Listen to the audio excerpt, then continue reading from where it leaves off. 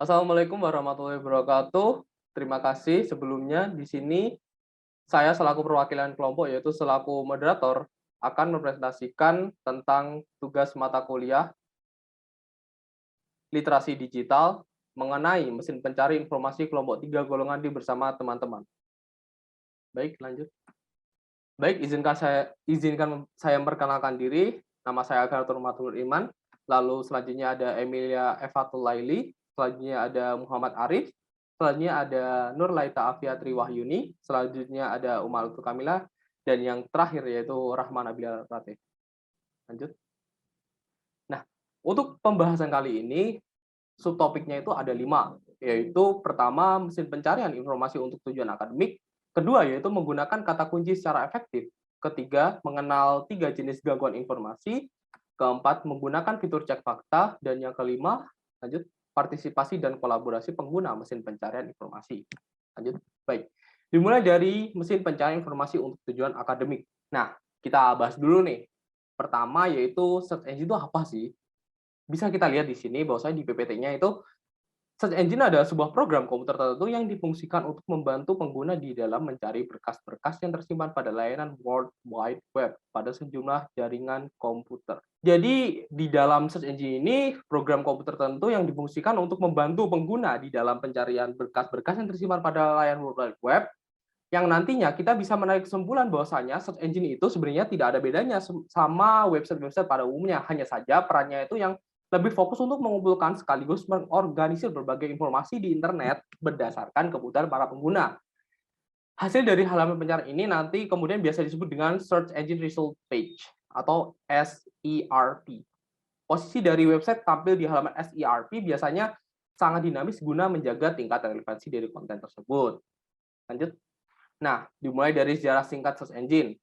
Kalau dulu pada tahun 1990-an diciptakanlah search engine pertama yaitu Archie yang dikembangkan pada tahun 90-an oleh Alan M. Turing. Sistem ini mengelola indeks dari semua file server FTP yang bersifat publik dan memudahkan pengguna internet untuk mencari informasi yang dicari. Lalu dilanjutkan dengan Yahoo dan Google pada tahun 90-an ke atas, lebih tepatnya pada tahun 90-an ke atas itu Yahoo sangatlah populer di tahun 2000-an awal. Lalu seiring berkembangnya waktu, seiring bertambahnya waktu, Google menambahkan fitur-fitur, salah satunya yaitu fitur untuk pencarian gambar, di mana Google tuh menambahkan berbagai indeks-indeks data gambar di dalam sistemnya, sehingga pada tahun 2010 sampai saat ini, Google menjadi mesin pencarian terpopuler. Lanjut. Nah, lanjut nih. Kita lanjut dengan SEO dan SEM. Apa sih SEO dan SEM? Nah, dimulai dari SEO dulu nih. Search Engine Optimization atau upaya mengoptimasi website untuk mendapatkan peringkat teratas di hasil pencarian. Selanjutnya yaitu SEM, Search Engine Marketing, upaya mengoptimasi website agar muncul di pencari atau mesin pencari dengan memanfaatkan iklan. Sebenarnya bedanya itu cuman di lingkup yang dituju. Kalau SEO itu lebih ke arah search engine optimasi atau pengoptimalan search engine untuk mencari data yang dicari. Kalau SEM itu lebih ke arah iklan seperti itu. Jadi kalau lebih detailnya SEO itu upaya mengoptimasi website untuk mendapatkan peringkat teratas di hasil pencarian. Jika posisi website Anda berada di posisi hasil pencarian terbaik di SERP atau Search Engine Result Page, maka akan memungkinkan orang lain untuk menemukan website Anda, yaitu itu seperti itu. Selanjutnya yaitu SEM, singkatan dari Search Engine Marketing. Kalau SEM itu lebih mengoptimasi website supaya muncul di mesin pencarian dengan memanfaatkan iklan. Jadi ketika kita mengakses Google tuh ada tuh yang paling di atas tuh biasanya ada advertisement-nya, iklan dari Google. Kayak kita mengakses website biasanya ada website-website iklan-iklan di atas sebelum website-website SEO-nya. Biasanya website SEO itu di bawahnya kayak gitu. Lalu dengan kata lain biasanya penerapan SEM dibutuhkan trik mengiklankan website secara tepat menggunakan berbagai metode seperti pay per click dan sebagainya. Dan dalam penerapan metode SEM ini pastilah menggunakan biaya pula seperti itu. Lanjut. Nah, dimulai nih. Selanjutnya ini lebih ke arah cara kerja search engine. Karena secara kerja search engine ini dimulai dari user, lalu search engine, lalu algoritma. Nah, dimulai dari user. User ini akan mencari informasi melalui search engine, lalu dikelola atau diolah datanya melalui search engine, dan data-data tersebut yang telah diolah maka akan diperbarui melalui algoritma. Algoritma nanti mengelola perulangan data-data dari user dan diolah untuk menampilkan hasil terbaik. Jadi salah satunya nanti konsep jaringan website memang sudah memiliki keterhubungan satu sama lain, ibaratnya seperti laba-laba lah, lebih tepatnya si jaring laba-laba. Jadi dalam satu data ke data yang lain itu memiliki hubungan-hubungan yang saling terkaitan, sehingga ketika kita mencari data itu sangatlah akurat. Semakin banyak data yang kita cari atau semakin banyak data yang diinputkan ke dalam Google, maka data yang dicari tersebut akan semakin akurat. Lalu untuk melakukan perankingan terkait situs yang layak masuk ke halaman paling atas itu nanti akan di-ranking sehingga data atau informasi yang ada di situs teratas akan lebih sering diakses atau bisa lebih mudah diakses seperti itu. Lalu web search engine biasanya menggunakan algoritma khusus yang selalu diperbarui secara berkala. Jadi algoritmanya tuh nggak hanya satu algoritma saja. Jadi biasanya tuh mereka memperbarui algoritmanya untuk mengoptimalkan dalam pencarian datanya seperti itu. Seperti Google nih misalnya, mereka tuh kerap melepaskan algoritma binatang. Maksudnya itu nama-nama binatang. Seperti Google Penguin, Google Panda, hingga Google Hummingbird untuk semakin mengoptimalkan hasil pencariannya seperti itu. Dengan begitu, tingkat persaingan antar web developer itu menjadi semakin sehat untuk tingkat persaingannya dan juga semakin terbuka lebar seperti itu. Lanjut. Nah, selanjutnya ini kita ada di poin inti. Sebenarnya apa sih manfaat search engine di bidang akademik? Nah, untuk manfaatnya sendiri antara lain ada seperti di PPT ini, yaitu dimulai dari kemudahan dan kecepatan ketika mencari berbagai jurnal ataupun literatur. Nah, untuk mencari jurnal ataupun literatur di sini kita sangat dimudahkan, yaitu melalui Google Scholar itu bisa dapat jurnal ataupun literatur itu di situ banyak banget dan sudah semakin akurat sampai tahun ke tahun dengan algoritmanya yang pasti diperbarui oleh Google. Selanjutnya yaitu mempermudah pencarian data-data statistik. Kita juga dipermudah sekali nih. Misal kita ngetik data BPS misal di Kabupaten Kediri misal. Nah, itu nanti pasti data-data statistiknya terkait kota yang ada di Kediri seperti itu. Lalu lanjut dengan mendapatkan informasi terbaru tentang perkembangan dunia akademik. Nah, untuk informasi dunia akademik ini kita juga bisa mengakses di Google. Kita bisa mencari info-info terbaru seperti perkembangan dunia akademik, apa teknologi yang paling mutakhir, misal kayak kemarin tuh kita pernah dengar nih 5G, terus ada NFT kayak gitu. Lalu lanjut ke memudahkan peneliti di dalam melakukan penelitiannya. Jadi ketika mesin pencarian ini sudah bisa digunakan dengan lancar, bisa mencari berbagai jurnal, bisa mencari berbagai literatur, sehingga dalam melakukan penelitiannya, si peneliti nanti dapat mencari berbagai referensi yang nantinya bisa diterapkan di dalam penelitiannya, seperti itu. Lalu lanjut di poin terakhir, yaitu mempermudah pihak akademisi di dalam proses mempelajari sesuatu hal baru. Nah, untuk ruang lingkupnya di sini kita anggap saja Poltek lah. Di ruang lingkup Poltek, untuk menerapkan kurikulum barunya, mereka pasti juga melakukan riset. Kira-kira apa sih di jurusan kita lah, di teknologi informasi, atau di program studi teknik informatika lebih tepatnya.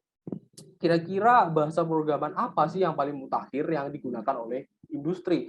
Nah, mereka, pihak-pihak akademisi juga bisa meriset melalui search engine seperti itu, sehingga mereka mendapatkan informasi-informasi yang dapat diterapkan di kurikulum mereka. Seperti itu. Lanjut. Baik, untuk topik selanjutnya akan dilanjutkan oleh teman saya. Terima kasih. Baik, saya akan melanjutkan presentasi dari Irman, yaitu menggunakan kata kunci secara efektif. Next. Sebelumnya kita perlu mengetahui apa itu keyword atau kata kunci. Jika seseorang ingin mencari atau menemukan suatu informasi secara cepat, pastinya akan menggunakan mesin pencarian informasi. Dengan menggunakan bantuan kata kunci, maka dengan mudah seseorang menemukan informasi yang diinginkan. Jadi, keyword adalah satu kalimat atau lebih yang user ketikkan melalui mesin pencarian informasi. Kemudian saat diklik enter, maka berbagai hasil pencarian yang relevan akan muncul. Jika belum menemukan informasi yang dibutuhkan, maka kita dapat kembali ke laman pencarian dan mengubah kata kunci yang lebih sesuai. Mesin pencarian informasi juga menyediakan saran pencarian yang membantu kita menemukan informasi yang dibutuhkan. Ada kemungkinan kita tidak menemukan informasi yang diharapkan. Hal ini dikarenakan adanya kemungkinan informasi tersebut memang tidak tersedia atau kata kunci yang kita gunakan kurang sesuai. Next, selanjutnya bagaimana menggunakan keyword atau kata kunci dengan efektif. Berbagai permasalahan mendasar masih sering dihadapi oleh pengguna mesin pencarian informasi. Seringkali, waktu hanya terbuang untuk menyeleksi ribuan hasil penelusuran mesin pencarian informasi karena penggunaan kata kunci yang kurang spesifik. Lalu bagaimana cara menggunakan kata kunci dengan efektif untuk mendapatkan hasil penelusuran informasi secara cepat? Sebaiknya kata kunci ditulis secara spesifik. Contohnya, jika ingin mencari informasi mengenai batik Jember, maka dapat menggunakan kata kunci batik Jember. Selain menggunakan kata kunci secara spesifik, kita juga bisa menggunakan beberapa pola dalam menggunakan kata kunci.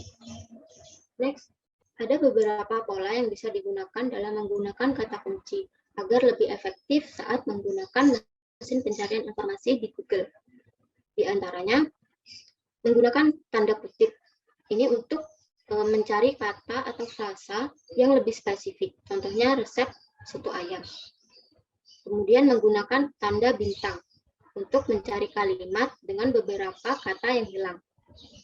Contohnya, saat kita sedang berada di suatu toko lalu mendengar musik dan kita ingin tahu lagu apa itu, kita dapat mencarinya di Google dengan mengetikkan sepenggal lirik lagunya. Misalnya, hari ini, terus tanda baca bintang, judullah seperti itu.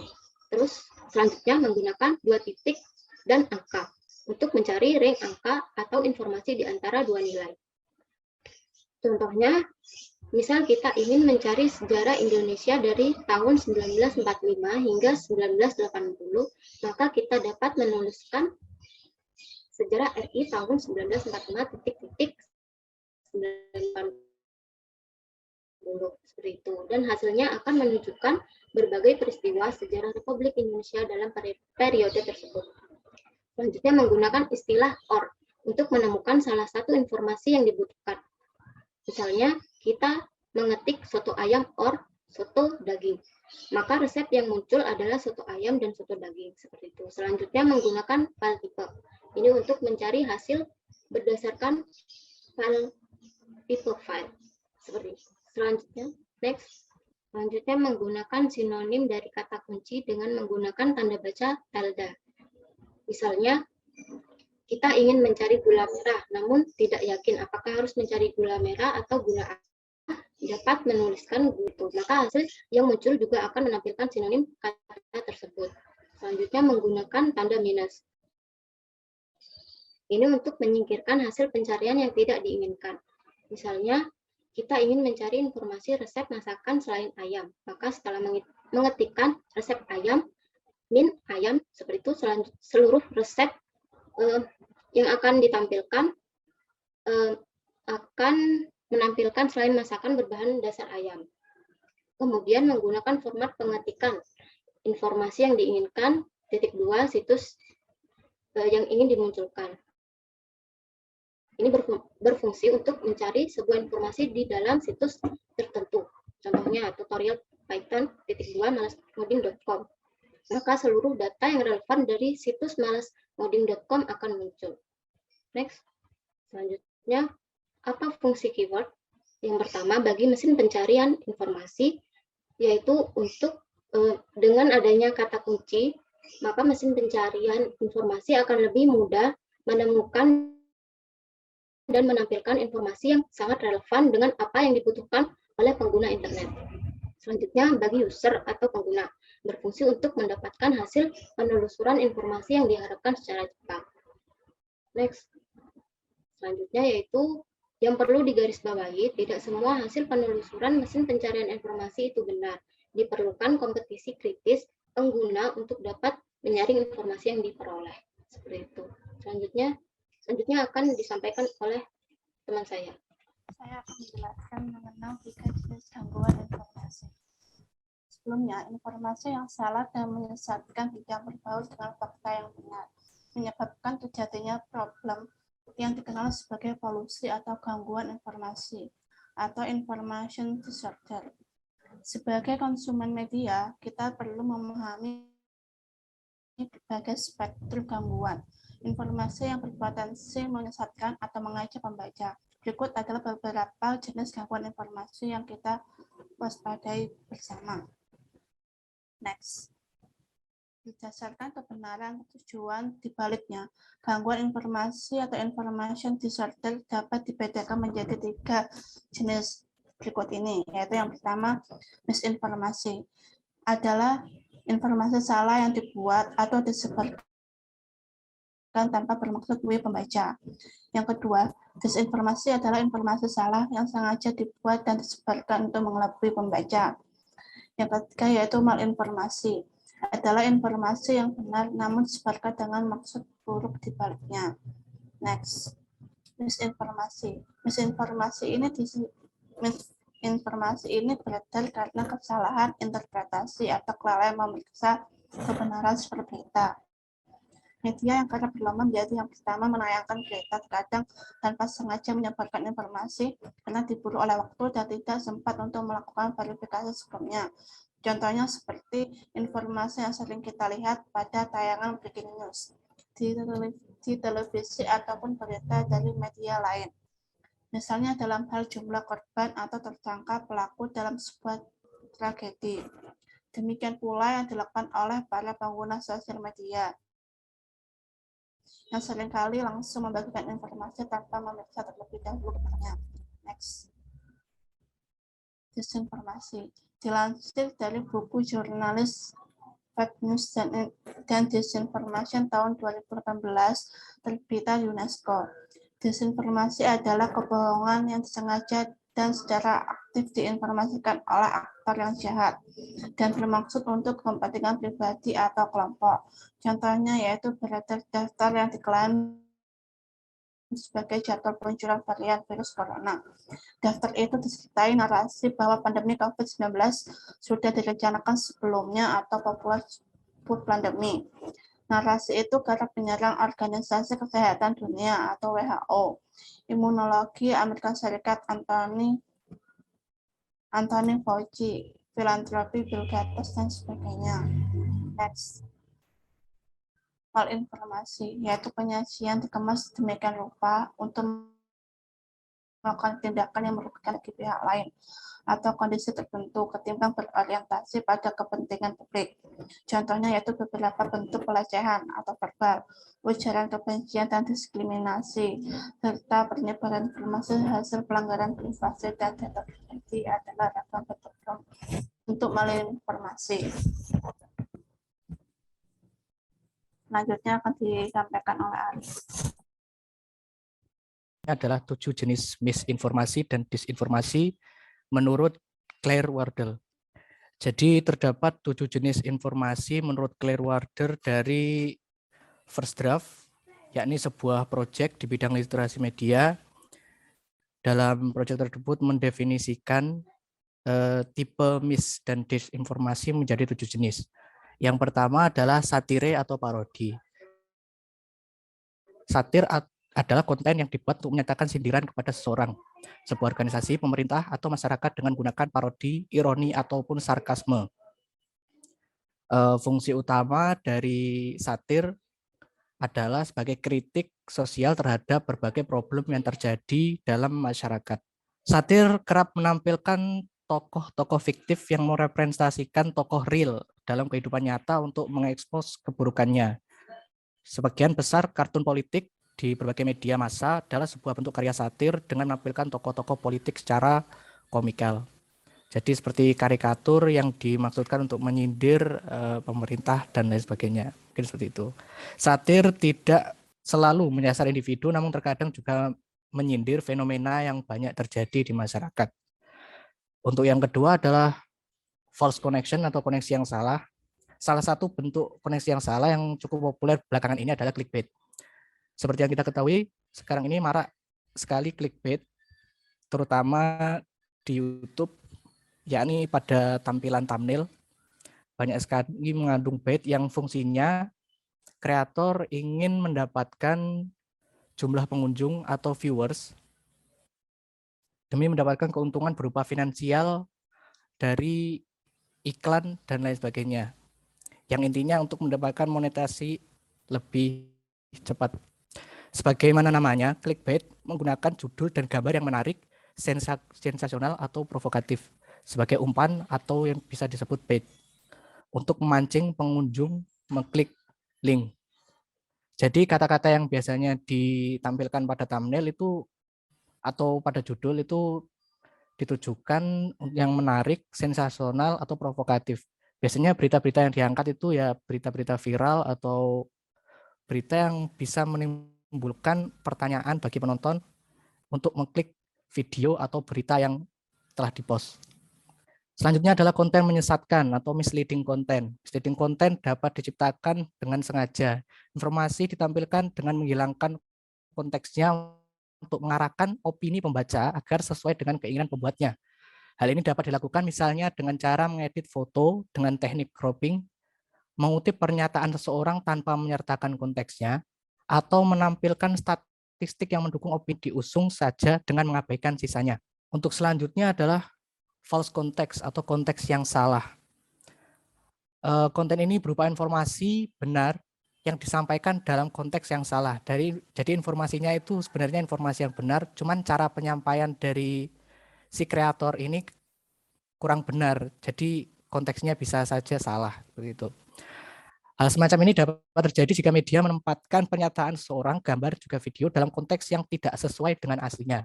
False konteks umumnya digunakan untuk menggiring opini dari pembaca, baik untuk kepentingan politik ataupun isu lainnya. Meskipun demikian, terkadang false context hanya terjadi karena poor journalism. Dan yang kelima adalah konten tiruan atau imposter. Tipe disinformasi ini adalah konten yang dibuat menyerupai sumber asli dengan tujuan untuk mengabui pembaca. Ada berbagai tujuan yang melatar belakangi dibuatnya konten palsu semacam ini. Ada situs berita yang tampilan dan alamatnya menyerupai situs berita resmi, namun memuat berita palsu. Jadi banyak website berita yang sebenarnya itu bukan official, tetapi menggunakan tampilan atau template web dan nama yang mirip dengan official dari website yang ditiru, seperti itu. Akan tetapi website tersebut kan konten-konten yang dapat meruntuhkan atau membuat opini pembaca untuk membuat berita-berita palsu seperti itu. Yang selanjutnya adalah nomor 6. Manipulated content atau konten yang dimanipulasi. Konten jenis ini berasal dari konten asli yang dimanipulasi, baik untuk sekedar iseng, provokasi membaca, menyebarkan propaganda, maupun untuk kepentingan politik. Salah satu contoh konten yang dimanipulasi dan terus beredar di internet adalah pada tahun 2011 terdapat foto seekor hiu yang sedang berenang di jalan raya. Ya, ini merupakan foto yang saat itu viral yang terdapat di Puerto Rico dengan peringatan agar orang-orang tidak berenang di air yang menggenang setelah badai. Foto tersebut ternyata merupakan manipulasi dari foto yang butut kayak dari sebuah majalah. Jadi zaman sekarang itu hal-hal yang tidak mungkin itu bisa jadi mungkin karena aplikasi sekarang itu sudah bagus sekali. Misalnya Photoshop. Photoshop itu kan salah satu aplikasi manipulasi ya. Jadi misal foto dilakukan cropping terus digabungkan ke gambar yang lain, jika sang kreator itu cukup ahli, maka tampilan dari gambar tersebut seperti nyata. Jadi manipulasinya itu bagus sekali. Tapi itu tergantung kreatornya, seperti itu. Tapi tetap saja sebelum melihat berita dicari dulu kebenarannya, seperti itu. Yang selanjutnya adalah konten palsu atau fabricated content. Konten palsu yang juga disebut sebagai bogus atau fabricated content yang 100% diciptakan dengan sengaja untuk mengelabui pembacanya. Sejak tahun 1998 di internet beredar sebuah situs yang didedikasikan untuk meningkatkan kesadaran publik tentang sebuah spesies gurita yang hampir punah. Ya, ini gurita pohon dari Pacific Northwest dikatakan dapat memanjat pohon dan hidup di hutan di daerah Olympic Peninsula, United States Amerika. Situs ini dilengkapi dengan penjelasan mengenai spesies gurita tersebut, disertakan dengan foto penampakan, literatur, juga cara menyatakan dukungan untuk menyelamatkan gurita pohon dari ambang kepunahan. Jadi konten palsu itu konten yang diciptakan dengan sengaja, yang memang konten tersebut itu 100% itu emang palsu seperti itu. Jadi hal-hal yang tidak mungkin disertakan oleh kreator agar pembaca itu percaya konten ini. Misalkan kan ada ya iklan di website, iklan-iklan misalkan seperti ini. Dengan menaruh bawang putih di telinga, maka akan menyembuhkan penyakit sakit kepala. Nah, itu bagaimana caranya? Hanya menempelkan bawang putih di telinga, akan tetapi bisa menyembuhkan sakit kepala. Nah, itu konten tersebut wajib dicurigai karena belum terdapat sebuah penelitian yang membahas tentang hal tersebut. Jadi saran saya jangan terlalu mudah percaya, cari tahu dulu kebenarannya. Jadi cari literatur atau berita-berita terkait dari website-website ofisial yang terpercaya. Baik, selanjutnya akan dilanjutkan oleh teman saya. Baik, terima kasih. Di sini saya akan menjelaskan mengenai fitur cek fakta. Oke, next. Mungkin nggak banyak yang tahu bahwa search engine yang sering kita gunakan, Google, itu memiliki sebuah fitur cek fakta, yaitu Google Fact Check Tools, Fact Check Explorer. Kita dapat menggunakan fitur cek fakta ini untuk melakukan verifikasi informasi melalui search engine. Jadi, fitur cek fakta ini bisa mengurangi berita-berita hoax gitu. Next. Untuk mengakses fitur cek fakta milik Google ini, kita dapat mengunjungi situs toolbox.google.com/factcheck/explorer. Di sini saya berusaha untuk mencari informasi mengenai apa yang sedang happening sekarang atau yang sedang viral, yakni Ukraina versus Rusia. Di sini muncul semua mengenai fakta-fakta yang terjadi mengenai Ukraina dan Rusia yang sedang berseteru. Kemudian fitur cek fakta ini sangat memiliki manfaat untuk para netizen, terutama netizen Indonesia, agar tidak melulu termakan berita hoax. Netizen Indonesia itu merupakan netizen yang kurang literasi. Next. Di sini terdapat beberapa tips mencari informasi agar terhindar dari berita hoax. Jadi dari situs resmi Kominfo terdapat 5 poin sebenarnya. Di sini saya hanya merangkum 3 poin saja agar mudah dimengerti. Yang pertama ialah hati-hati dalam membaca judul yang provokatif. Biasanya tuh berita hoax itu seringkali menggunakan judul yang sensasional, yang provokatif. Misalnya langsung dengan kayak menuding ke pihak-pihak tertentu. Isinya bisa diambil dari media resmi, tapi itu bisa juga diubah-ubah sehingga kayak menimbulkan persepsi sesuai dengan yang dikehendaki sama si kreator berita tersebut. Kemudian yang kedua adalah cermati alamat situs. Ini sangat penting sekali ya. Untuk informasi yang diperoleh dari website atau mencantumkan link, kita perlu mencermati URL situs yang dimaksud. Apabila berasal dari situs yang belum terverifikasi, seperti situs-situs gratis seperti Blogspot dan lain-lain, itu informasinya bisa dibilang meragukan. Menurut catatan Dewa Pers itu, Indonesia terdapat sekitar 43.000 situs yang mengklaim sebagai portal berita. Dari jumlah tersebut yang sudah terverifikasi itu tidak sampai 300 situs yang terverifikasi secara resmi. Artinya masih banyak puluhan ribu situs yang berpotensi menyebarkan berita palsu di internet. Kemudian yang ketiga ialah periksa fakta. Periksa fakta bisa berelasi dengan alamat situs yang sebelumnya tersebut. Yakni kita bisa memperhatikan dari mana berita tersebut berasal. Misalnya kayak berita tentang korupsi kita bisa cari dari situs KPK ataupun Polri ataupun yang lain-lain, berita politik lainnya. Sebaiknya tuh kalau misalnya berasal dari situs-situs yang tidak resmi, kita jangan cepat percaya gitu. Kemudian perhatikan keberimbangan sumber berita. Jika hanya ada satu sumber, mungkin pembaca atau kita sendiri nggak bisa mendapatkan gambaran yang utuh. Hal lain yang perlu diamati adalah perbedaan berita yang dibuat berdasarkan fakta dan opini. Itu sangat penting untuk kita semua sebagai netizen. Fakta adalah